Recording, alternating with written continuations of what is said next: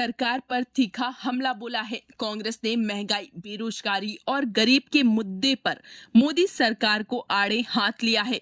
आज press conference लेकर Congress working committee के सदस्य व एआईसीसी के प्रशासन प्रभारी गुरदीप सप्पल ने मोदी से जवाब मांगा कि आखिर कश्मीर में भाजपा चुनाव से क्यों भाग रही है। मोदी सरकार हिली हुई है, यही वजह है कि मोदी जी अब 400 पार नहीं बोल पा रहे हैं। आइए जानते हैं आगे उन्होंने क्या कुछ कहा। कि मोदी सरकार हिली हुई है, जाने के कगार पर है। अब उनकी हिम्मत नहीं हो रही है कि 400 पार बोल के दिखाएं। हम चैलेंज बार बार कर रहे हैं कि बोल के दिखाइए। अब मोदी जी नहीं बोल पा रहे, उनके लोग नहीं बोल पा रहे। तो रायपुर से जो यात्रा शुरू हुई थी पिछले 1 साल में, वो अब मुकाम पे पहुंचने वाली है। अभी नीचे बैठा हुआ टीवी पे मैं देख रहा था, आज मोदी जी कांग्रेस को उल्टा सलाह दे रहे थे कि डरो मत। अमेठी के परिप्रेक्ष्य में बोल रहे थे। तो अमेठी में तो हमारे कांग्रेस के जो नेता हैं किशोरी लाल जी, वो बीजेपी के कैंडिडेट से निपट ही लेंगे। लेकिन मोदी जी आज ये जवाब दें कि कश्मीर में भारतीय जनता पार्टी को किसने निपटा दिया। कश्मीर में भारतीय जनता पार्टी चुनाव से क्यों भाग खड़ी हुई। 3 सीटें हैं कश्मीर के अंदर, वो एक भी सीट पे चुनाव लड़ने की हिम्मत नहीं जुटा पाए। और ये वो कश्मीर है जिस कश्मीर पॉलिसी को लेकर वो अपनी सबसे बड़ी उपलब्धि मानते थे। ये वो कश्मीर है जिस कश्मीर के बारे में वो मानते हैं कि उन्होंने जो काम किया है वो कभी किसी ने नहीं किया। ये 1 साल पहले की बात है। इसी कश्मीर में राहुल जी भारत जोड़ो यात्रा करने निकले थे। जब उनका प्लान बना तो मोदी जी के होम मिनिस्ट्री ने सलाह दी हम लोगों को कि राहुल जी को चलना नहीं चाहिए, बहुत खतरा है। राहुल जी को वहाँ सिक्योरिटी के साथ कुछ एक जगह में जाना चाहिए, पैदल नहीं चलना चाहिए। पर राहुल जी ने उस समय देश को मैसेज दिया। एक मैसेज कि डरो मत, दूसरा मैसेज कि कश्मीर भी हमारा है, कश्मीरी भी हमारे हैं और मैं उनके बीच में जाके पैदल चलूँगा। और 3 दिन वो पैदल चले और चौथे दिन हजारों लोगों के साथ उन्होंने लाल चौक में जाकर तिरंगा फहराया, हजारों लोगों के साथ। बीजेपी के अध्यक्ष एक बार गए थे बड़ी बुलेट प्रूफ गाड़ियों में और फौज की सिक्योरिटी में, लेकिन राहुल जी हजारों कार्यकर्ताओं के साथ, लोगों के साथ लाल चौक पहुँचे, झंडा फहराया और वहाँ स्टेडियम से लोगों को कहा कि कश्मीर हमारा अभिन्न अंग है। तो आज मोदी जी क्यों भूल गए, आज भारतीय जनता पार्टी ये क्यों भूल रही है कि कश्मीर इस देश का अभिन्न अंग है। वो क्यों कश्मीर से चुनाव से भाग खड़े हुए हैं और आज हिम्मत नहीं कर पा रहे हैं। इसलिए आज डरो मत की अगर बात है तो ये मोदी जी को कही जानी चाहिए कि मोदी जी डरिए मत, कश्मीर में जाइए, कश्मीर भारत का अभिन्न अंग है, कश्मीरी हमारे लोग हैं, जाइए चुनाव लड़िए। आप 400 सीटों की बात कर रहे हैं, उसमें 3 सीट कश्मीर की आपने क्यों निकाल दी। मोदी जी आप सब जानते हैं, इन दिनों जिस भाषा में बात कर रहे हैं, कांग्रेस के मैनिफेस्टो को लेकर जो झूठ फैला रहे हैं, वो अब पूरा देश जानता है। हमारे मैनिफेस्टो में जो बात नहीं लिखी हुई उसको कल्पना करके लोगों से बात कर रहे हैं। और वो झूठ क्यों बोल रहे हैं? वो झूठ इसलिए बोल रहे हैं क्योंकि कुछ सच उन्हें डरा रहे हैं। जैसे इस देश में सबसे बड़ा सच एक है जिसका मुकाबला मोदी जी नहीं कर पा रहे, वो सच है महंगाई का सच। महंगाई हर व्यक्ति को छू रही है। पिछले 10 साल के अंदर महंगाई बेतहाशा बढ़ी, लोगों की तनख्वाहें नहीं बढ़ी, लोगों की इनकम नहीं बढ़ी। और ये हम नहीं कह रहे हैं, रिजर्व बैंक ऑफ इंडिया का आप डेटा देखिए। रिजर्व बैंक ऑफ इंडिया का डेटा ये कहता है कि सिर्फ पिछले 1 साल के अंदर भारत में लोगों का जो लाइबिलिटीज़ है आम जनता की, हर घर की, वो 75% बढ़ी है। एसेट्स 14% बढ़े, लाइबिलिटीज़ 75%, यानी जो देनदारियां हैं सिर्फ 1 साल के अंदर 75% बढ़ी है आम जनता की। ये वो जनता है जो महंगाई से त्रस्त है। हम नहीं कह रहे हैं, ये मोदी जी की सरकार कह रही है कि हाउस होल्ड सेविंग, जो घरेलू सेविंग होती है, बचत होती है, वो पिछले 47 साल में सबसे निचले स्तर पर है।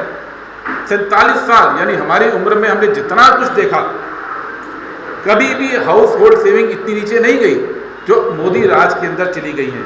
तो क्यों नीचे जा रही हैं? वो इसलिए नीचे जा रही हैं कि लोगों को महंगाई चुभ रही है। पढ़ाई के लिए, दवाई के लिए, रोजमर्रा की ज़रूरतों के लिए लोग अपनी बचत का इस्तेमाल कर रहे हैं। और तीसरी बात, जो मंगलसूत्र की बात मोदी जी बार बार करते आए, तो ये भी data reserve bank of India का है कि पिछले 5 साल में गोल्ड लोन 5 गुना बढ़ गया देश के अंदर।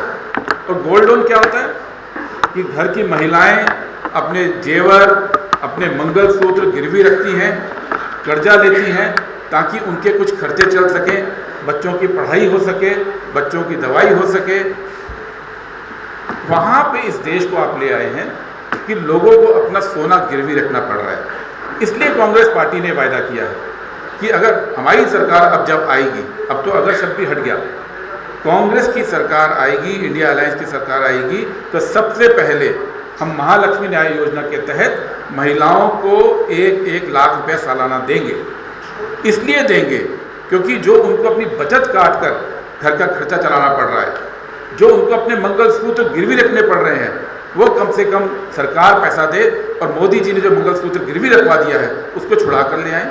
और साथ में अपने घर की बेसिक ज़रूरतों को पूरी करने के लिए ये पैसा कांग्रेस पार्टी हर गरीब महिला को हर साल देगी। साल में 1 लाख रुपया, महीने में लगभग 8,500 रुपया ये बनता है। दूसरी बात, कांग्रेस पार्टी केवल महिलाओं के मंगलसूत्र का सम्मान नहीं करती, वो महिलाओं के गले में पड़े, लड़कियों के गले में पड़े मेडल का सम्मान भी करती हैं। हम लोग जानते हैं कि साल दर साल लड़कियां हर कंपटीशन में 10वीं का एग्ज़ाम हो, 12वीं का एग्ज़ाम हो, कोई प्रोफेशनल एग्ज़ाम हो, लड़कियां लड़कों से आगे हैं। और जितना वो पढ़ाई में आगे हैं, वो जो मेडल पढ़ाई में जीत रही हैं, उतना उनको नौकरी में जगह नहीं मिल रही।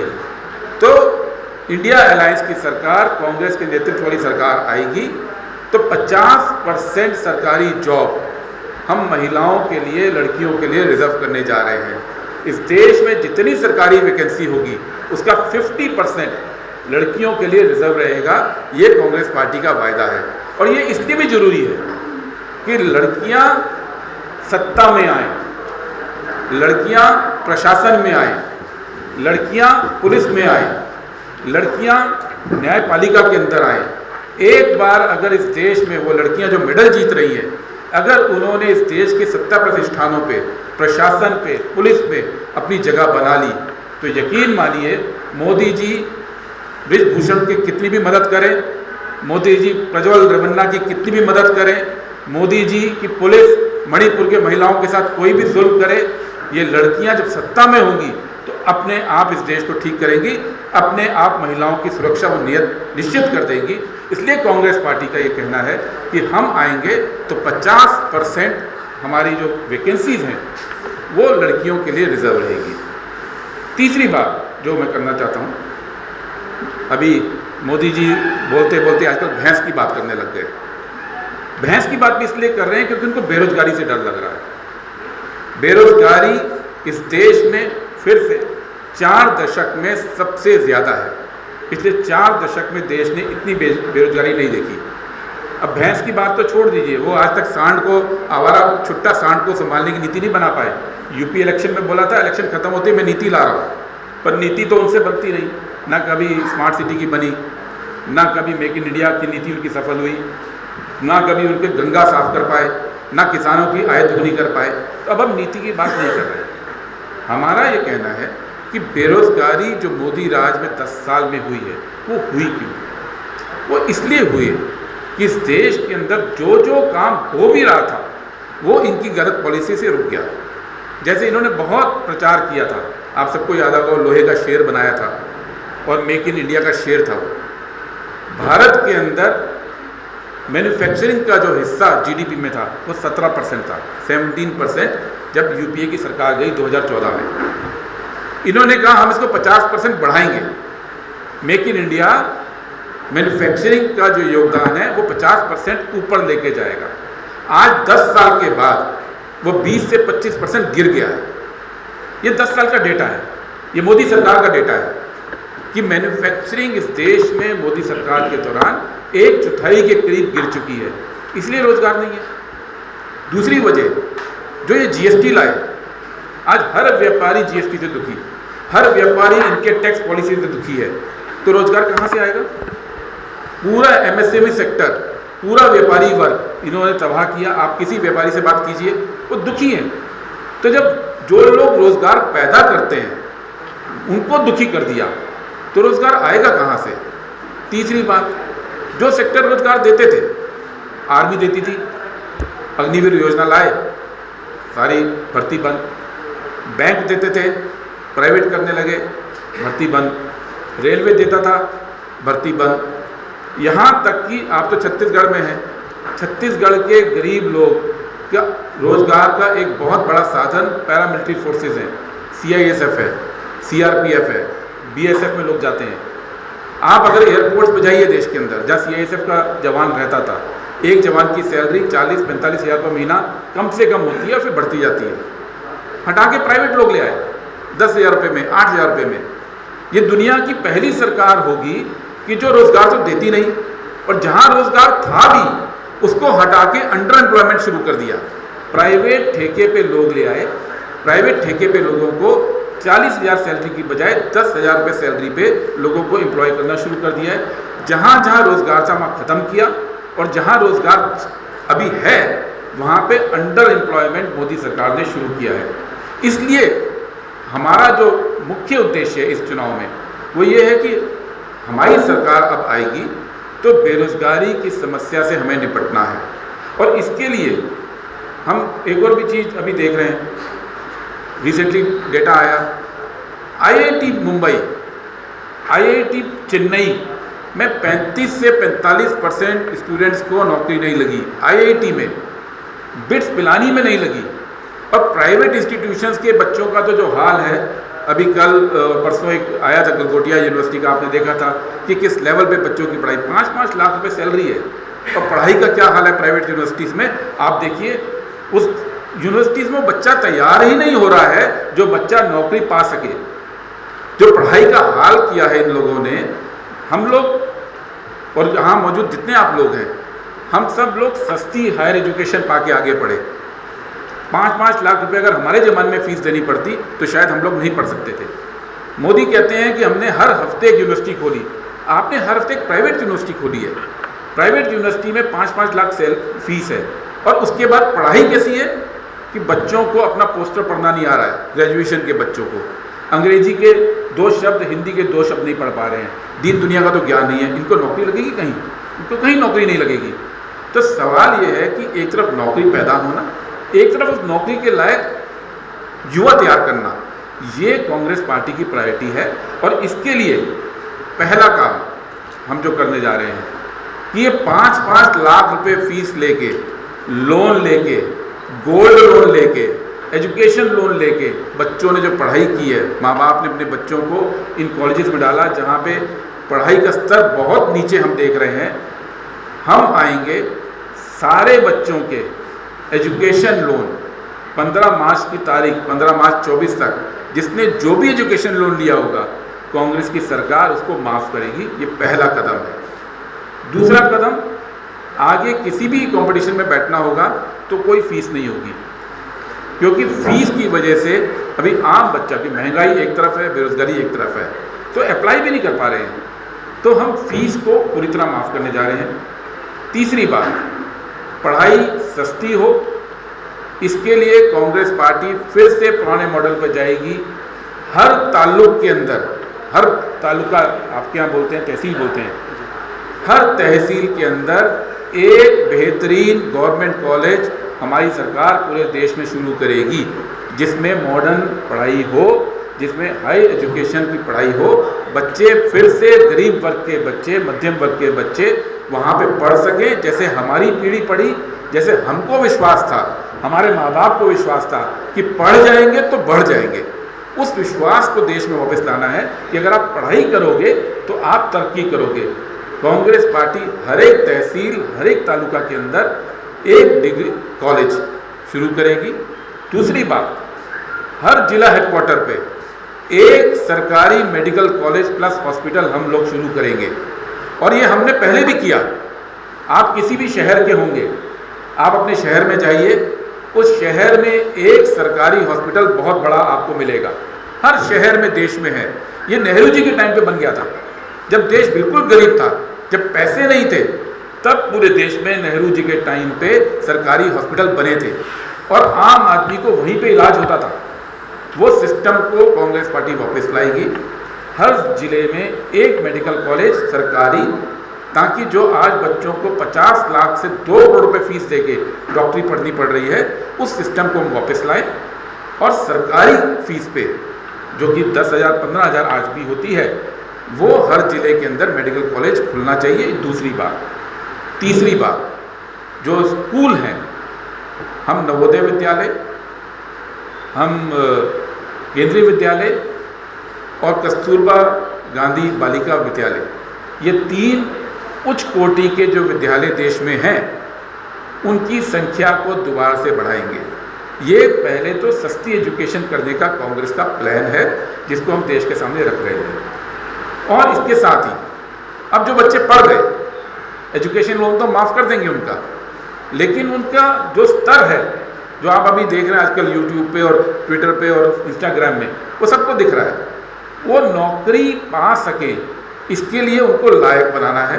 तो जो भी 25 साल से नीचे का युवा, चाहे वो लड़का हो चाहे लड़की हो, उसने अगर ग्रेजुएशन किया है या डिप्लोमा किया है, कांग्रेस पार्टी उसको 1 साल के लिए पहली पक्की नौकरी, जिसके अंदर ट्रेनिंग दी जाएगी और साल में 1 लाख रुपए की गारंटी तनख्वाह दी जाएगी, ये योजना शुरू कर रही है, ताकि वो स्टूडेंट्स जिनकी कोई गलती नहीं थी इस खराब एजुकेशन को पाने में, वो स्टूडेंट जिनकी कोई गलती नहीं है कि वो बेरोजगार बैठे हैं, वो स्टूडेंट जो भटकते रहते हैं, कि कोई उनको कॉन्टैक्ट मिल जाए, किसी कंपनी में कोई जान पहचान मिल जाए, कोई उनकी सिफारिश लगा दे, वो सिस्टम देश में बंद हो। सरकार तय करेगी कि हर ग्रेजुएट, हर डिप्लोमाधारी को 8,500 रुपये महीना, यानी साल में 1 लाख की अप्रेंटिसशिप के साथ उनको ट्रेनिंग मिले। और जब वो उन कंपनी में ट्रेनिंग करेंगे, 1 साल की ट्रेनिंग के बाद उनके आगे का जो स्तर है वो सुधरेगा। इससे कंपनियों को भी फ़ायदा होगा देश में, और इससे युवाओं को भी फ़ायदा होगा। ये रोज़गार के लिए हम पहली चीज़ करने जा रहे हैं। दूसरी चीज़ जो करने जा रहे हैं, हम जीएसटी का पूरा सिस्टम बदलने जा रहे हैं। जीएसटी ने जो दुखी कर रखा है व्यापारी को, जीएसटी ने जो दुखी कर रखा है इस देश के एमएसएमई सेक्टर को, प्रोफेशनल्स को, हम नए जीएसटी के सिस्टम को आमूल चूल रूप से परिवर्तन करेंगे। फ्रेंडली जीएसटी लाएंगे, ताकि टैक्स तो बढ़े लेकिन रोज़गार भी बढ़े, टैक्स तो बढ़े लेकिन व्यापार भी बढ़े, टैक्स तो बढ़े तो साथ के साथ लोगों को सुविधाएं भी बढ़े। तो जीएसटी 2.0 हमने अपनी मैनिफेस्टो में बोला है, वो हम लाएंगे। तीसरी बात जो हम करने जा रहे हैं, 30 लाख वैकेंसीज केंद्र सरकार में पीएसयूज के अंदर हैं। कांग्रेस पार्टी आते ही उसको भरेगी। वो 30 लाख वैकेंसीज का हम जॉब कैलेंडर तैयार कर रहे हैं। निश्चित समय के अंदर, 1 साल सवा साल के अंदर हम उसको भरने जा रहे हैं। चौथी बात, जो देश में जितनी भी नौकरियां, सरकारी नौकरियां कॉन्ट्रैक्ट पे कर दी गई है। कॉन्ट्रैक्ट पे करने का मतलब क्या होता है? एक मतलब होता है कि अब आपको बेसिक सैलरी नहीं देनी। दूसरा मतलब होता है कि आपको कभी भी निकाल दिया जाएगा। तीसरा मतलब होता है कोई अलाउंस, कोई मेडिकल, कोई ग्रेचुइटी कुछ नहीं मिलती। और चौथा मतलब होता है रिजर्वेशन नहीं मिलता। तो कांग्रेस पार्टी ने अपने मैनिफेस्टो में कहा है, इस देश में जो कॉन्ट्रैक्ट वाली जॉब है उसको हम बंद करेंगे, फिर से उस सिस्टम पे जाएंगे जिस सिस्टम ने इस देश को मजबूत बनाया। मैं फिर से बोलता हूँ, जब हम गरीब थे, जब देश के अंदर 90% लोग गरीब थे और लगभग 92% लोग निरक्षर थे, तब देश ने सरकारी सिस्टम देखा है। सरकारी नौकरी की वजह से हम में से, मैं दावे से कह सकता हूँ कि 90-95% लोग जो हमारे यहाँ बैठे हुए हैं इस हॉल के अंदर, आप समेत, उनके परिवार या उनके पड़ोसी कोई ना कोई सरकारी नौकरी की वजह से मिडिल क्लास में आया है। आज देश को दोबारा से वो ज़रूरत है, इसलिए कांग्रेस पार्टी ने वायदा किया कि हम कॉन्ट्रैक्चुअल जॉब को बंद करेंगे। अगला काम जो हम करने जा रहे हैं, अग्निवीर योजना को बंद करेंगे। फौज के अंदर फिर से वही भर्ती होगी जिस भर्ती के चलते फौज हमारी मजबूत थी और युवाओं को रोजगार मिलता था। जब हम गरीब मुल्क थे, हमने दुनिया की दूसरी सबसे बड़ी फौज बना दी थी गरीब मुल्क ने। जब हम गरीब मुल्क थे तो हम न्यूक्लियर पावर बन गए। जब हम गरीब मुल्क थे तो हम स्पेस पावर बन गए। जब हम गरीब मुल्क थे हम आईटी पावर बन गए। ये मोदी जी के आने से बहुत पहले हो गया था। जब हम गरीब मुल्क थे तो हमारे देश की फौज सरहद की भी रक्षा कर पाती थी और हम सबको पेंशन भी दे पाते थे। आज हम कहते हैं हम दुनिया की 5वें नंबर की ताकत बन गए, हालांकि बन तो 2011 में गए थे, पर मोदी जी आज क्लेम करते हैं। और हम अपनी फौज को नहीं बना सकते। आज हम फौज में लोगों को नौकरी नहीं दे पा रहे हैं। तो इतना बड़े बनने का फ़ायदा क्या हुआ? कबीर साहब का दुआ है, बड़ा हुआ तो क्या हुआ, जैसे पेड़ खजूर, पंथी को छाया नहीं फल लागे अति दूर। तो आपकी इतनी बड़ी इकॉनमी हो जाए, आप रोजगार नहीं दे पा रहे, आप सेना नहीं तैयार कर पा रहे हो, आप हर चीज़ प्राइवेटाइज कर रहे हो, उसका कोई फ़ायदा नहीं है। तो कांग्रेस पार्टी का ये अगला वायदा है कि हम आएंगे तो अग्निवीर योजना पूरी तरह समाप्त करके पुराने तरह की जॉब पे जाएंगे। 2010 के अंदर सुप्रीम कोर्ट ने एक फैसला दिया था, ट्रिपल टेस्ट फॉर्मूला, जिसमें सुप्रीम कोर्ट ने कहा था कि अगर आपके पास डेटा नहीं है, इंपीरिकल डेटा नहीं है, तो जो पॉलिटिकल एरिया में ओबीसी आरक्षण की सुविधाएं मिलती हैं वो बंद हो जानी चाहिए। उस डेटा के लिए 2011 में यूपीए सरकार ने कास्ट सर्वे कराया था। मोदी सरकार ने कास्ट सर्वे का डेटा कभी पब्लिक नहीं किया। 10 साल में कास्ट सेंसस नहीं करवाया। और आने वाले दिनों के अंदर चूंकि डेटा नहीं है, किसी भी दिन सुप्रीम कोर्ट, जैसे आपको याद होगा पिछले 2 साल में उन्होंने मध्य प्रदेश में, महाराष्ट्र में, उत्तर प्रदेश में लोकल बॉडीज से हाई कोर्ट्स ने रिजर्वेशन पे बैन लगा दिया था, ओबीसी रिजर्वेशन हटा दिया गया था। अगर कास्ट सेंसस नहीं होता, जैसा मोदी सरकार नहीं करना चाहती, तो कोई हैरानी की बात नहीं होगी कि ट्रिपल टेस्ट सुप्रीम कोर्ट की शर्त ना मानने के कारण इस देश में धीरे धीरे करके आरक्षण को हटाने की प्रक्रिया शुरू हो जाएगी। इसलिए हम कास्ट सेंसस की बात कर रहे हैं और हम मोदी सरकार को ये कह रहे हैं, उनका चैलेंज तो छोड़िए, हमारा मैनिफेस्टो पढ़ लीजिए। हमने तो कास्ट सेंसस की बात भी की है, हमने SC ST OBC के आरक्षण की 50% सीलिंग हटाने की बात भी की है, जो यहाँ की हमारी सरकार ने की थी और बीजेपी ने भी वोट दिया था शायद उसके फेवर में, लेकिन आने के बाद सत्ता में भूल गए। हमारे मैनिफेस्टो में स्पष्ट लिखा है कि हम आरक्षण के प्रावधान को और बढ़ाएंगे, हम सरकारी नौकरी को वापस लाएंगे, हम कॉन्ट्रैक्ट नौकरी खत्म करेंगे, हम अग्निवीर को खत्म करेंगे, हम PSUs को जिंदा करेंगे, ताकि इस देश में आरक्षण केवल किताबों में ना रहे, बल्कि आरक्षण लोगों के जीवन में मिल सके और middle class SC ST OBC में एक और बन सके।